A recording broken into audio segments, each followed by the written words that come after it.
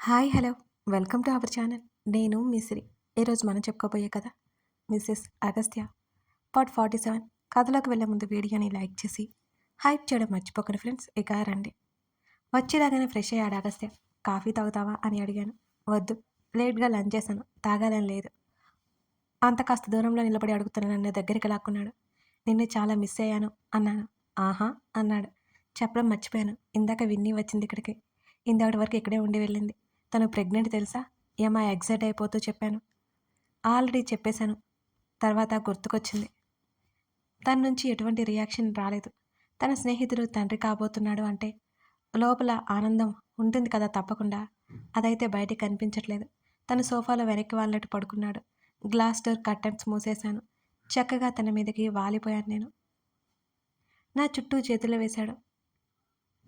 తన ఛాతీ మీద 2 చేతులు పెట్టి దాని మీద గడ్డమానించి తన్నే చూస్తున్నాను. వంశీ గురించి కాస్త డిస్టర్బ్ అయినట్టు అనిపించాడు నాకు. ఓయ్ పిలిచాను. చెప్పు అన్నాడు. నా కోసమే త్వరగా వచ్చావా? రావాలనిపించింది. నా కోసమే వచ్చాను అంటున్న తన గడ్డం కొరికేశాను నేను.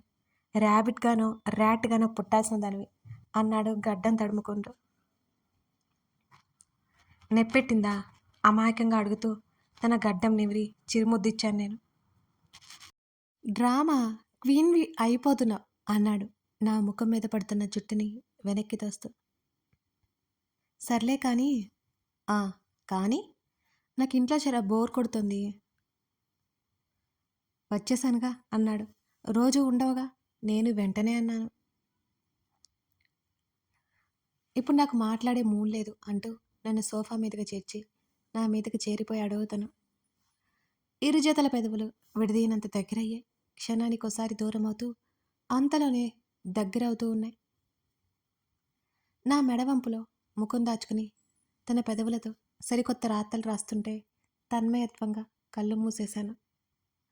మరోసారి తనువుల సయ్యాట మొదలై ఎప్పటికో కుదురుకుంది. ఇందుకే వచ్చావా త్వరగా? తన జుట్టులో వేళ్ళు పెట్టి నివృతూ అడిగాను నేను. నిజం చెప్పనా? చెప్పు. కాస్త కూడా దూరంగా కష్టంగా ఉంది సెనోరిటా అని నా హృదయం మీద సేదతీరుతూ అన్నాడు అగస్త్య. నేను నవ్వుకున్నాను తన మాటలకి. ఆఫీస్కి వస్తావా అని అడిగాడు. నేను రాను అన్నాను టక్కున. నా వింత ధోరణికి కళ్ళెత్తి చూశాడు. ఎందుకు? చూపుల్లో అనుమానం కనిపెట్టేశాను. నేను ఇక నుంచి ఆఫీస్ ఛాయలకు కూడా రాను. పెళ్ళయ్యాక ఎందుకేంటి అనుమానం రాకుండా అని మూతి తిప్పాను. చెప్పాను కదా, నాకు సెల్ఫిష్నెస్ ఎక్కువైపోయింది. పొస్సివ్నెస్ మరీ ఎక్కువ. తన మాటలో అర్థమేమిటో బోడపడి చిన్నగా నవ్వుతూ తనని చూశాను. తన పెదవుల మీద చిరుముద్దిచ్చి నేను నీ కళ్ళ ముందే ఉండాలా అని నవ్వుతూ అడిగాను. ఆ మాటకు తను ఏమీ చెప్పలేదు. నాకు తెలుసు అని హత్తుకుని పడుకున్నాను. అమ్మో, నా ఆలోచన కనిపెడితే చంపి పొడుస్తాడు అనుకోకుండా ఉండలేకపోయాను నేను. ఆ తర్వాత ఉదయం మెలుకోలేదు నాకు. గ్లాస్ డోర్స్ కర్టన్స్ ఎవరో పక్కకు జరిగినట్టు నా మొహం మీద వెలుగు పడింది. కళ్ళకి చేయి అడ్డు పెట్టుకుని మరోవైపుకు తిరిగి దుప్పటి ముసుగేసుకున్నాను. సెనోరిటా గెటప్ తన వాయిస్ వినిపిస్తోంది నాకు. మూలిగాను. ఆ తర్వాత ఇంకేమీ వినిపించలేదు. ఇంత గాఢ నిద్రలోకి జారుకున్నాను. నా చెక్కిలి మీద తన మీసపు గిలిగింతలు. అయినా పట్టించుకోకుండా నిద్రపోతుంటే నా మెడవంపులో తడి పెదవుల గుర్తులు విచ్చుకున్నాయి. నా పెదవులు. లేవవా అని అడిగాడు. నాకు బాగా నిద్ర వస్తుంది, నువ్వు రాత్రి నన్ను నిద్రలో పోనిస్తే కదా అన్నాను ముద్దు ముద్దుగా. ఆఫ్టర్నూన్ పడుకుందో గానిలే. నా బుగ్గలు 2 వత్తిపట్టి ముఖాన్ని తన వైపు తిప్పుకొని నా పాపిట్లో ముద్దిచ్చాడు తను. ఎంతో హాయిగా అనిపించింది నాకు. తన మెడ చుట్టూ చేతులు వేసి గుడ్ మార్నింగ్ డియర్ హస్బెండ్ అని కళ్ళు మూస్తూ తెస్తూ చెప్పాను నేను. బదులుగా మరో ముద్దు ఇచ్చాడు నాకు. చేతులు చెప్పను ఎత్తుకో అన్నట్టుగా. నేను ఆఫీస్కి వెళ్తున్నాను. నువ్వు త్వరగా ఫ్రెష్ అయ్యి వస్తే నీతో టిఫిన్ చేస్తాను, లేకపోతే వెళ్ళిపోతాను. టైం 9 అయిపోయింది అన్నాడు. బద్ధకంగా లేచి ఫ్రెష్ అయ్యి వచ్చాను. మరో అరగంట స్వాహ అనిపించాను. ఆ తర్వాత ఇద్దరం కిందకి వెళ్ళి బ్రేక్ఫాస్ట్ చేశాం. తనతో పాటు బయటికి వచ్చాను నేను. నేను డాడీ దగ్గరికి వెళ్తున్నాను, ఆ తర్వాత వీలైతే విన్ని దగ్గరికి కూడా వెళ్ళొస్తాను అని చెప్పాను అగస్త్యతో. ఓకే అయితే నన్ను లేట్గా రమ్మంటావా? కారు డోర్ తీసి లోపల కూర్చుంటూ అడిగాడు అగస్త్య. కాదు కాదు, నేను 5 గంటల లోపలే వచ్చేస్తాను. నువ్వు లేటుగా వస్తే నేను ఊరుకోను. త్వరగా రా అని పెదవులు బిగబట్టాను నేను. తన పెదవుల మీద సన్నటి నవ్వు, తన కారు ముందుకు కదిలింది. కొన్ని క్షణాలు అలాగే ఉండిపోయాను నేను. తన కారు వెళ్ళడం ఆలస్యం. క్రిష్, అనిక వచ్చారు. గుడ్ మార్నింగ్ ఏంజెల్ అని క్రిష్ నవ్వుతూ లోపలికొచ్చేశాడు. అనిక కూడా కాస్త బెదురుగానే వచ్చింది. 3 కాఫీలు చెప్పి పైన లివింగ్ ఏరియాలో సెటిల్ అయ్యాం ముగ్గురం. ఇప్పుడు చెప్పండి, సడన్గా ఇటు ఊడిపడ్డారేంటి అని అడిగాను కళ్ళెగరేస్తూ. నా మాటకు అనికకి పొరబోయింది. ఏయ్ మెల్లిగా అన్నాను నేను. కొన్ని క్షణాల తర్వాత అనిక కుదురుకుంది. ఎందుకంత కంగారు పడుతున్నావు నువ్వు అని అడిగాను.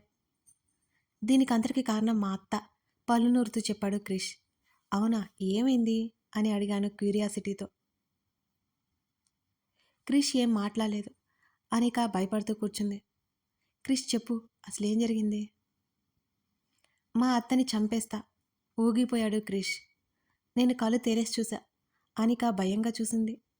క్రిష్, నువ్వేనా ఇది? ఆశ్చర్యంగా అన్నాను నేను. ఆడుతూ పాడుతూ సరదాగా గడిపే నాలాంటి అమాయకుణ్ణి యాంగ్రీ బర్డ్గా మార్చేసింది అని అన్నాడు పళ్ళు నూరుతూ క్రిష్. క్రిష్ అంది అనిక దిగులుగా. ఉఫ్, నాకైతే ఏం అర్థం కావడం లేదు అన్నాను తల మీద చేతులు పెట్టుకుని. కంట్రోల్ చేసుకుంటూ కూర్చున్నాడు.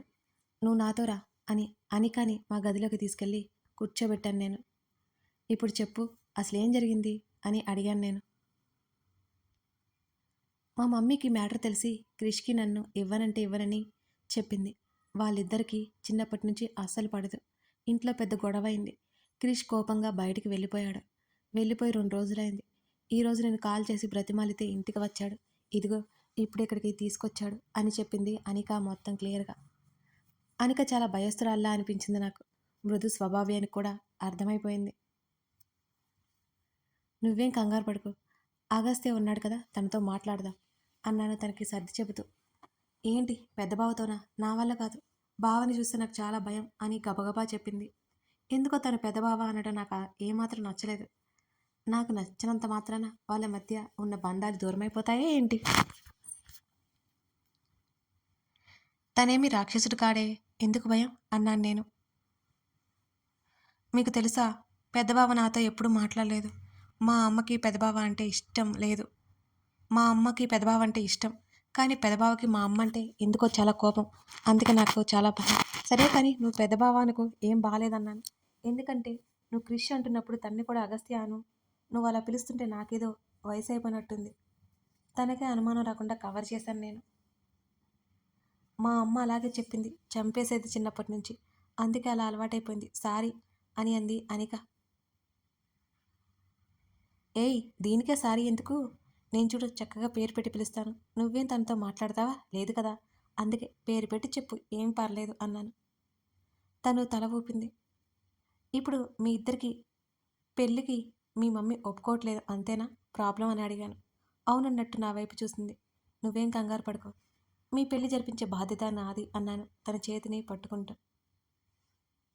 సరే అంది, కానీ అనిక ముఖంలో దిగులు స్పష్టంగా కనబడుతోంది. ఇంకా ప్రాబ్లం ఏంటి? అనిక ఎందుకు అలా ఉన్నావు? నేను అడుగుతున్న ప్రశ్నకి తను సమాధానం చెప్పలేదు. తన కళ్ళలో నీళ్లు ఉన్నాయి. నాతో చెప్పు, ఏం పర్వాలేదు, నీ సిస్టర్ని అనుకో అన్నాను. క్రిష్ ఎందుకు నాతో సరిగ్గా మాట్లాడట్లేదు. తన చిన్నపిల్లలా ఏడ్చేసింది పాపం. తన్ని చూస్తే నాకు జాలి అనిపించింది. క్రిష్ని చంపేయాలనేంత కోపం కూడా వచ్చింది. ఒకప్పుడు అగస్త్య నాతో కోపంగా ఉన్నప్పుడు నాకు కూడా ఇలాగే అనిపించేది. అయినా మా సిచ్యువేషన్ వేరు. ఇప్పుడు వీడికి ఏం రోగం వచ్చింది? ఆ పిల్లని ఎందుకు ఏడిపిస్తున్నాడు? నువ్వు ఏడవకు, ఏదో కోపంలో ఉండి ఉంటాడులే. తన్ని సముదాయించేసరికి నా తల ప్రాణం తోకకు వచ్చింది. చాలా మెతక పిల్లలా కనిపించింది. కృషిగాన్ని పీక పిసికి చంపేయాలనిపించింది. బలవంతంగా కోపాన్ని ఆపుకున్నాను. సరే, నువ్వు కంగారు పడుకో, నేను క్రిష్తో మాట్లాడతాను. ఆ మాటకి మరింత కంగారుగా చూసింది అనిక. నువ్వు కంగారు పడుకో, నేను సర్ది చెప్తానంటున్నాను కదా అన్నాను. తను ఇంకేం మాట్లాడలేదు. నువ్వు నేరుగా ఇంటికి వెళ్ళిపో, క్రిష్తో నేను మాట్లాడి ఇంట్లో ఉండేలా చేస్తాను, సరేనా అని చెప్పాను. నా మాటలు నమ్మినట్టు అనిపించింది. ఎందుకో అనికని చూస్తుంటే నా మీద నమ్మకం పెట్టుకున్నట్టుంది. నేను ఇవన్నీ పూనుకున్నానంటే నా ప్రవరాఖ్యుడికి బీభత్సమైన కోపం వస్తుంది. ఎవరి విషయాల్లో జోక్యం చేసుకోవద్దంటాడు. అనికని చూస్తేనేమో నాకు పాపం అనిపిస్తోంది. తను వెళ్ళిపోయింది. క్రిష్ దగ్గరికి వచ్చానిక. హలో కెట్టయ్య, మంచి అమ్మాయిని పట్టేశావుగా అన్నాను నేను. ఆ విషయం ఒప్పుకుంటాను. క్రిష్ నవ్వేశాడు. ఈ అల్లరి కిట్టయ్య ఇలా కోపంగా దిగులుగా ఉంటే ఏం బాగోలేదు అని అన్నాను. ఏం చేయను, మా అత్త మీద నాకు పీకల దాకా కోపం వస్తుంది అని అన్నాడు క్రిష్. అత్త మీద కోపం వస్తే ఆ అమ్మాయిని ఎందుకు నువ్వు బాధ పెడుతున్నావు? నీ గురించి చాలా బాధపడుతుంది అని అన్నాను నేను. హలో హలో మేడం, నేను తన్ని ఒక్క మాట కూడా అనలేదు తెలుసా అని అన్నాడు క్రిష్. మాట అన్నావా కాదా అని కాదు, నువ్వు అసలు ఇంటికి వెళ్ళి 2 రోజులు అవుతుందంట కదా. నీకోసం బాగా బెంగ పెట్టేసుకుంది. నాటకాలు వేయకుండా మర్యాదగా ఇంటికి పో. అలాంటి పిల్ల దొరకడం నీ మొహానికి చాలా ఎక్కువ అన్నాను. నా వైపు కోపంగా చూశాడు క్రిష్. నువ్వెలా చూసినా నేను తొనకను కానీ బెనకను. శ్రీత ఇక్కడ. కాదు కాదు, మిసెస్ అగస్త్య ఇక్కడ. నా నరనరాల్లో ధైర్యాన్ని ఇంజెక్ట్ చేశాడు మీ అన్నయ్య అన్నాను లేని కాలర్ ఎగరేస్తూ. అబ్బో అన్నాడు క్రిష్ అదోలా చూస్తూ. నా మాట విని మర్యాదగా ఆ పిల్లని బాగా చూసుకో. చిన్నదానికే బెదిరిపోతుంది పాపం కదా. నీతో ఏమీ చెప్పలేకపోతుంది అనుకుంటా. నువ్వు అలాగే కోపంగా ఉన్నావు అనుకో. నీకు ఇష్టం లేదనుకొని వాళ్ళ మమ్మీతో మరో పెళ్లి చేయమని చెప్పేస్తుంది. ఇక నీ ఇష్టం అన్నాను కృష్ణని బెదిరిస్తూ. అమ్మ మహాతల్లి, కాసేపు రిలాక్స్ అవుదామని తనతో ఇటు వస్తే తనని పంపేసి నన్ను భయపెడుతున్నావా? ఎందుకు అపశకునాలు మాట్లాడతావు అన్నాడు నాకు దండం పెట్టేస్తూ క్రిష్. మర్యాదగా నేను చెప్పినట్టు చెయ్యి, లేకపోతేనా అంతే. అనికాక ఇంకొకసారి బాధపడుతుందనుకో నీ పీక పిసికేస్తా అన్నాను చేతులు ముందుకు పెడదాం.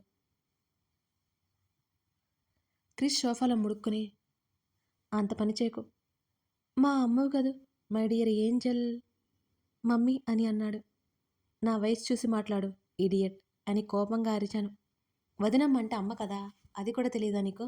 సర్లే, నా పిల్లని పంపేశా, నేను పోతున్నా, మాకు చాలా పని ఉంది. అబ్బో ఏంటో ఆ పని, చెప్పుకోకూడదు అని సిగ్గుపడ్డాడు క్రిష్. ఇడియట్ పో అని అన్నాను. క్రిష్ వెళ్ళిపోయాడు నవ్వుకుంటూ. అప్పటికే టైం చూస్తే మధ్యాహ్నం అయిపోయింది. బాబోయ్, నేను వెళ్ళేసరికి లంచ్ టైం కూడా అయిపోతుంది. డాడీ రెస్ట్ తీసుకుంటారేమో అనుకుని నాతో పాటు మిస్టర్ అగస్త్య చక్రవర్తిని కూడా మా ఇంటికి రప్పించాలి అని ప్లాన్ వేశాను నేను. ఇద్దరి బట్టలు సర్దుకుని సాయంత్రం సమయంలో మా ఇంటికి చెక్కేశా. నా కోసం వస్తాడని కలలు కంటున్నాను నేను. ఒక పక్క వస్తాడో లేక ఇంటికి రప్పించి మూతి మీద ఒక్కటిస్తాడో చూడాలి మరి. డాడీ సాయంత్రం వాకింగ్ చేయడానికి అన్నట్టు బయటకొచ్చారు. స్కూటీ మీద లోపలికి నేరుగా దూసుకొచ్చేసాను నేను. బ్యాగ్ లోపల పెట్టమని మెయిడ్కి చెప్పే డాడీ దగ్గరికి నడిచాను. డాడీ నన్ను చూడగానే ఎంత సంతోషపడిపోయారు. ఆ కళ్ళల్లో మెరుపు నేను చూసేశాను. డాడీ అని డాడీ నడుము చుట్టూ చేతులు వేసి హత్తుకున్నాను. శ్రీ బంగారం అన్నారు నా తల మీద ముద్దు పెట్టుకొని. Miss you daddy.